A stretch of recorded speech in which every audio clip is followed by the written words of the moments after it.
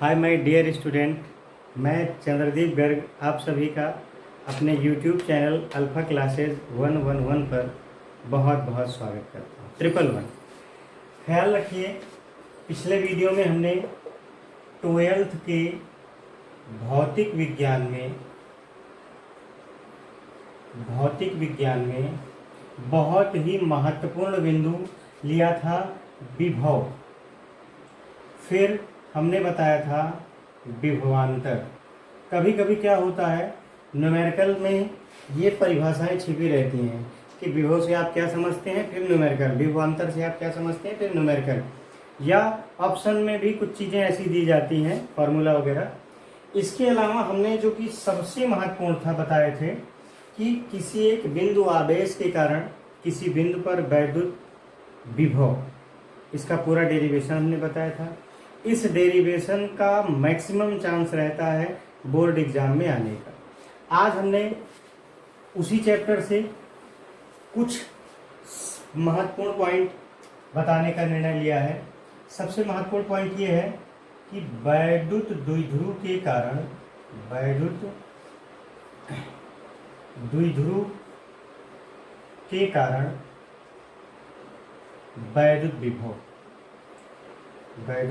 विभव। जिन बच्चों ने फर्स्ट चैप्टर के वीडियोस देखे होंगे तो वहाँ वैद्युत विभव की जगह पर वैद्युत क्षेत्र की तीव्रता पर चर्चा करी गई थी। तो वहाँ दो कंडीशन थे, एक था अक्षीय स्थिति में और एक था निरक्षीय स्थिति में। तो अक्षीय स्थिति का एक नया फॉर्मूला आया था और निरक्षीय का एक अलग। वैसे ही हम वैद्युत द्विध्रुव के कारण वैद्युत विभव में भी बात करेंगे। क्या बात होगी? अक्षीय स्थिति में अच्छी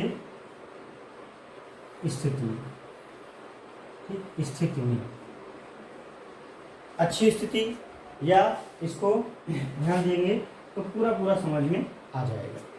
तो सबसे इम्पोर्टेंट फैक्ट ये है कि क्वेश्चन कैसे आएगा। क्वेश्चन आ जाएगा कि वैद्युत द्विध्रुव के कारण अच्छी स्थिति में वैद्युत विभव ज्ञात करिए, या उसका डायरेक्ट फार्मूला निकालने के लिए दिया जाएगा, या इससे रिलेटेड न्यूमेरिकल आएंगे, कोई बात नहीं। तो सबसे पहले तो कंडीशन ये है कि वैद्युत द्विध्रुव के कारण, तो इस डेरिवेशन में वैद्युत द्विध्रुव की चर्चा होगी, और जो चर्चा होगी वही पुरानी वाली कि कोई वैद्युत द्विध्रुव है AB जो प्लस Q और माइनस Q आवेशों से मिलकर के बना है, जिनके बीच की दूरी 2L। ध्यान दीजिएगा, ये कोई वैद्युत द्विध्रुव हम मान लेते हैं यहाँ पर ऐसे AB, कोई वैद्युत द्विध्रुव AB प्लस Q और माइनस Q आवेशों से मिलकर के बना है, जिनके बीच की दूरी ये हमने मान लिया 2L। अच्छी स्थिति में क्या करना है कि द्विध्रुव के केंद्र O से स्मॉल r दूरी पर अच्छी स्थिति में यहाँ पर कोई बिंदु P है जहाँ पर हमें वैद्युत विभव ज्ञात करना है। दिमाग में फिर से सेट करिए कि कोई वैद्युत द्विध्रुव AB प्लस Q तथा माइनस Q आवेशों से मिलकर के बना है, जिनके बीच की दूरी 2L है। द्विध्रुव के केंद्र O से स्मॉल r दूरी पर अच्छी स्थिति में कोई बिंदु P है जहाँ पर हमें वैद्युत विभव ज्ञात करना है। अब अगर ये 2L है माय डियर, तो ये L होगा, ये भी L होगा, ठीक है। तो अब आप स्टेटमेंट जो भी लिखना चाहेंगे इसी फिगर से लिख सकते हैं, इसी चित्र से आप लिख सकते हैं। आइए हम इस पर चर्चा करें। तो जो वैद्युत विभव होता है, पहले हम प्लस Q के कारण निकाल लेंगे, फिर माइनस Q के कारण। तो इसको हम यही लगाते हैं, प्लस Q आवेश के कारण बिंदु P पर वैद्युत विभव, इसे हम V1 से प्रदर्शित करेंगे। तो यहाँ भी एक बिंदु आवेश वाला ही फार्मूला लगाएंगे। क्या था? 1/4 पाई एप्सिलॉन नॉट।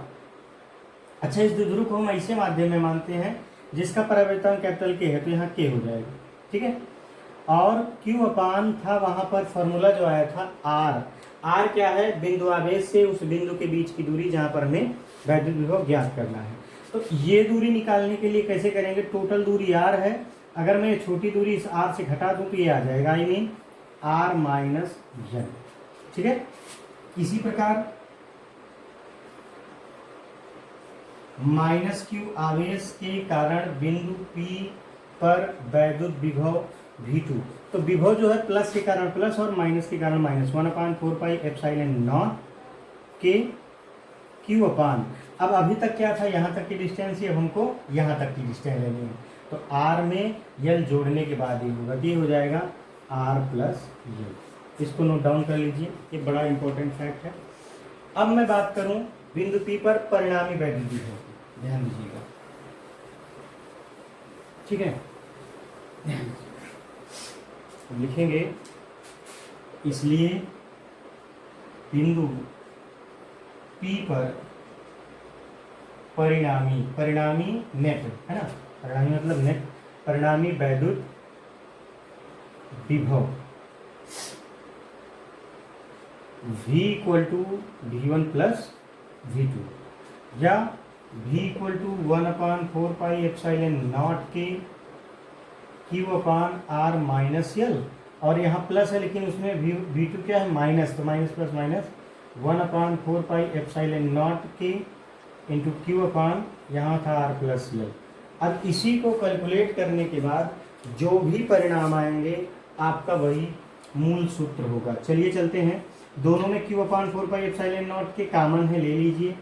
तो Q/4 पाई एप्सिलॉन नॉट के हमने कॉमन ले लिया, बचेगा क्या, 1/R minus L minus 1/R plus L। दोनों में हर असमान है, इसलिए हम क्या करेंगे, तिर्यक गुणा,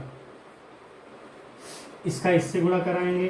तो Q/4 पाई एप्सिलॉन नॉट के इंटू इसका इससे गुणा कराओगे तो R प्लस L माइनस इसका इससे कराओगे तो माइनस, ध्यान दीजिएगा, ये हो जाएगा R और minus minus plus L upon A minus B A plus B, मतलब A square minus B square, तो R square minus L square. यहाँ देखिए R माइनस में है, प्लस में है, कैंसिल आउट होगा।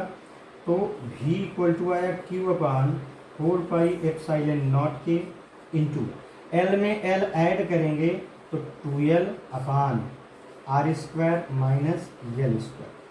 ठीक है, इस Q को अंदर ले लेते हैं, इतना नोट डाउन करिए फिर आगे बताएंगे। अब इस Q को हम अंदर ले लेते हैं, कैसे, यहाँ लिख सकते हैं V equal to 1/4 pi epsilon naught के into bracket 2QL upon R square minus L square.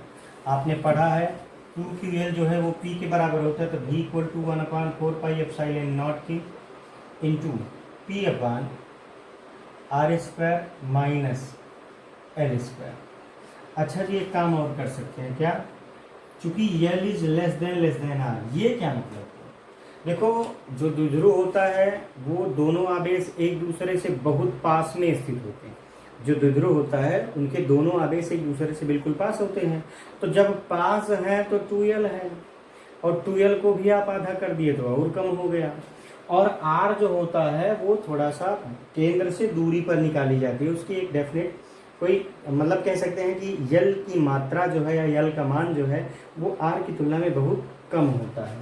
तो L is less than R, इसलिए L स्क्वायर को क्या नगण्य माना जा सकता है, नगण्य मान सकते। अब अगर इसको हम नगण्य मान लिए, इसकी काउंटिंग नहीं करेंगे, गिनती नहीं करेंगे, तब आपका परिणामी विभव V बराबर आएगा 1/4 पाई एप्सिलॉन नॉट के P अपान R स्क्वायर। ये आपका परिणामी, और इसका भी मात्रक क्या होगा, वोल्ट होगा, इसका भी मात्रक क्या होगा, वोल्ट। इस तरह से आपने अच्छी स्थिति में वैद्युत क्षेत्र वैद्युत विभव वैद्युत द्विध्रुव के कारण ज्ञात किया। अच्छा, यदि द्विध्रुव, एक कंडीशन दे दें आपको, यदि द्विध्रुव निर्वात या वायु में हो, कहाँ हो भैया, निर्वात या वायु में हो तो क्या होगा, K की वैल्यू 1 हो जाएगी, परावैद्युतांक के बराबर 1 हो जाएगी। इसलिए विभव v इक्वल टू 1/4πε0 p/r²। ये आपका मूल सूत्र आ गया। ये भी किस में आएगा? बुल। तो माय डियर, मेरे हिसाब से ये इस चैप्टर का महत्वपूर्ण टॉपिक है। आप अगर पढ़ोगे तो बहुत अच्छे से समझ में आएगा। इसमें कुछ नहीं करना, केवल आपको चित्र दिमाग में सेट करना है। और यहाँ पर तीव्रता से ही रिलेटेड है, केवल वहाँ r माइनस एल का होल स्क्वायर, मतलब r² वाले फॉर्मूले का यूज़ किए थे, यहाँ केवल r वाले का यूज़ किए थे। ठीक है, तो नेक्स्ट वीडियो में बहुत सारी चीज़ें छूट रही हैं। जैसे निरक्षीय स्थिति में विभव 0 होता है, इसको हम कैसे बताएंगे 0 होता है। दूसरा, समविभव पृष्ठ, विभव प्रवणता, ऊर्जा के बारे में। तो अभी इस चैप्टर के 4-5 बिंदु ऐसे हैं जो बहुत ही महत्वपूर्ण हैं, आपको बताए जाएंगे। दूसरा, हमने जल्दबाजी में ध्यान नहीं दिया, आपको गॉस की प्रमेय वाला चैप्टर का वीडियो ना बना करके हम वैद्युत विभव बना रहे हैं। कोई बात नहीं, इसको फिनिश करते ही हम वहाँ लग जाएंगे। गॉस की प्रमेय भी बहुत इंपॉर्टेंट है, उससे लगभग क्वेश्चन आते हैं, न्यूमेरिकल भी आते हैं, और एप्लीकेशन उसके जो गॉस थ्योरम के एप्लीकेशन है, प्रयोग जो है वो बहुत ज़्यादा आते हैं। तो निश्चित तौर से मेरे हिसाब से ये पूरा समझ में आ गया होगा। कल हम बताएंगे इसका निरक्षीय। तो निरक्षीय भी बिल्कुल वैसे है जैसे वैद्युत वाला था, लेकिन वहाँ उसका कैलकुलेशन करना था, कोई फार्मूला आया था, लेकिन यहाँ कैलकुलेशन करने के बाद 0 आएगा। कैसे 0 आएगा, अगले वीडियो में आपको हम मिलते हैं। चैनल का सपोर्ट करिए। बहुत बहुत धन्यवाद। Thank you.